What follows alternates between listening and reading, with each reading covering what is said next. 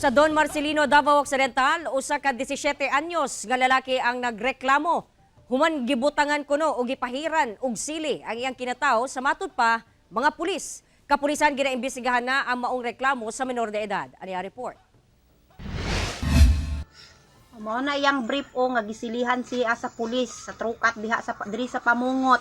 Mihubag og hapdos pa daw kaayo ang kinatawo ni ining 17 anyos nga lalaki human gisilihan sa matud pa mga pulis. Ang iyang kinatawo niadtong Domingo sa gabi sa usa ka checkpoint sa sitio Pamungot, Barangay Talaguton sa Don Marcelino, Davao Occidental. Gulas lang yung kwarto, palon lang so guys, liyan lang ang kinatao.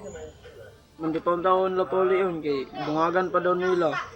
Yung sa kuwan, ingon ako, ayaw na kay sakit kayo.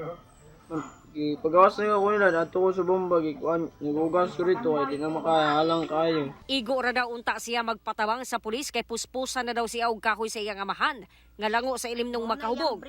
Apan inay tabangan na tripan naman daw hinuon siya. Ingon na po nga, kasi tubag na ako dito sa pagkauli na ako. Nag-ana ako, nagisilihan, di daw na mo akong tubag. Nanawagan ang iyang lola nga matabangan sila nga mailhan ang mga matud pa pulis. Wala daw nakuha sa bata ang ngalan, apan na may ungan daw niya kini. Unsa man daw sala niya daw nganong gisilihan man niyang kinataw? Ay musupak daw sa amahan, ma'am. Katong nagsili sa iyang kinatao, nakatanggo lang daw, ma'am. May tattoo sa dughan. Napaabot na nila ang reklamo sa Women and Children's Protection Desk sa PNP o kasamtangan ng ginaimbestigahan. Ana na karon sa kustodiya sa Municipal Social Welfare and Development Office ang menor de edad. Sumala sa Don Marcelino Police, gipangutanan na nila ang mga naka-duty nga personahe na atong tungura aron masiguro kung pulis bagyod ang mihimo sa mga pasangil sa menor de edad. Ipresenta nila sa menor de edad ang mga personahe aron iyahang matudlo kung kinsa ang mihimo.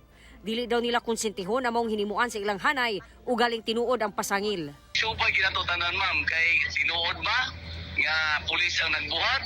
Ya kung atong makuha nga tinuod, atong tumbukon kung kinsa nga pulis kay aron nga pasakaan atong kaso kay mo na karon ma'am is naapat na sa pagsubay kung tinuod ba.